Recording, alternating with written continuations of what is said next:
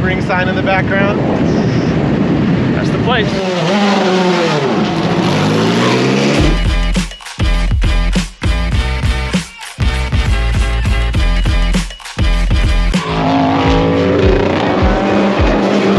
Chaz here, we're at Sebring International Raceway, and we're gonna find Jordan Taylor today. He is a professional race car driver driving Corvettes in the endurance circuit. He's also an amateur triathlete racing zips. So let's go find Jordan while he's testing and see what makes him faster.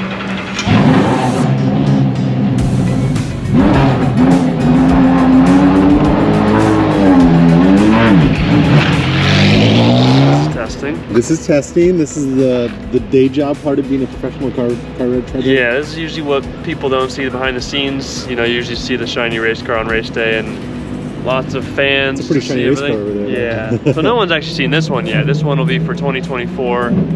We started testing it back in October of 22. All right, so this is endurance racing. What is exactly endurance racing for the non-initiated? Yeah, so it's sports car racing. So what you see here is a Corvette. It's a GT class.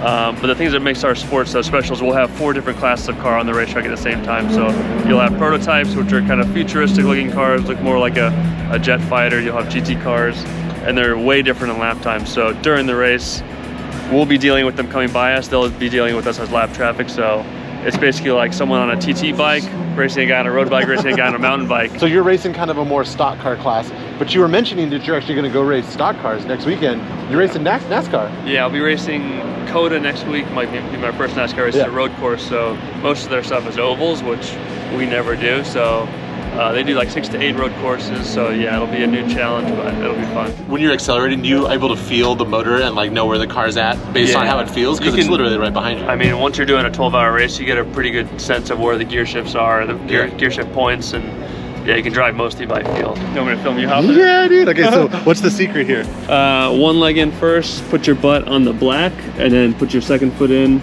and you can kind of reach for a roll bar above your head and slide in. One leg in, butt on the black. That was not smooth. That was not race car smooth. Not bad though. Dude, you are sitting low. Then your steering wheel drops down with that.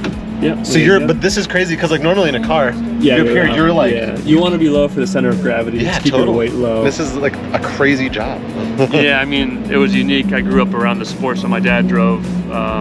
You know, his career was a race car driver, so I grew up going to the racetrack just like any kid when I grew up going to the baseball field or something like that. This was your baseball field? This was my baseball field. I mean, you grew up on pit row? I was coming to Sebring, you know, since I was 4 or 5 years old.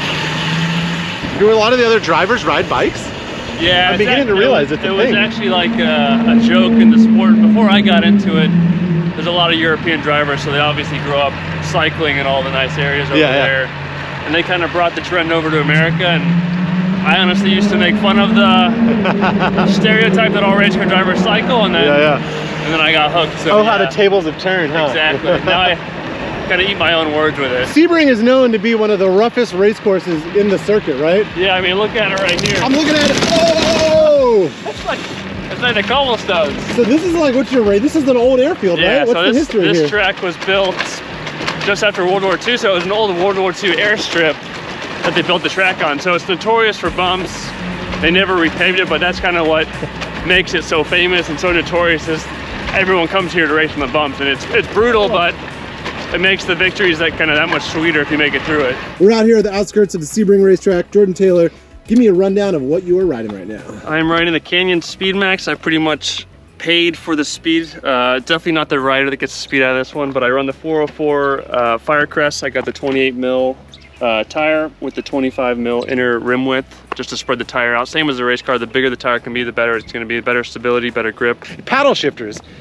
This is basically like paddle shifters, right? Because you've got the blips up here, and it's kind of the same thing, right? You're going like one up, one down. One up, one down. Is it pretty comfortable? I pretty much set it up the same as the race car, so I go always on the right side at one up, and then left side at one down. So same as the race car, just like a video game. This is the chicane, right? This is like a 3, 4, 5. So one of the trickier sections of the track. Yeah.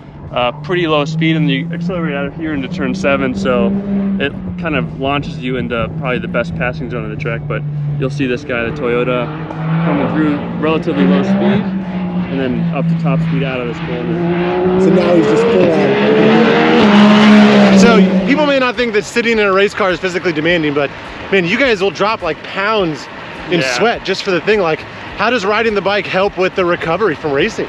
I mean, it's been huge for us just to understand what my body needs personally. Kind of, I mean, training for the triathlon, you're always talking about electrolytes, carbs per hour. That's right, Recover Right from Hammer Nutrition. I did a gel right before I got in and some electrolytes. So same as cycling, pretty much. Just You really are a triathlete, man. You're getting ready out here. amateur triathlete, pro race car driver.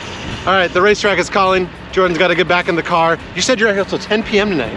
Yeah, we run 8 till 10 today, 8 till 10 tomorrow. So yeah, we did 12 hours on Saturday, and yeah, the work never stops. Just when you think you had a 9 to 5. So this is Chaz with Jordan Taylor at Sebring, making you faster. Make sure to like, make sure to subscribe, make sure to follow Jordan. And Corvette team, what do you call your team? I'm totally spacing. Corvette Racing. Make sure to follow Jordan and Corvette Racing. This is Chaz and Jordan making you faster. Thanks so much.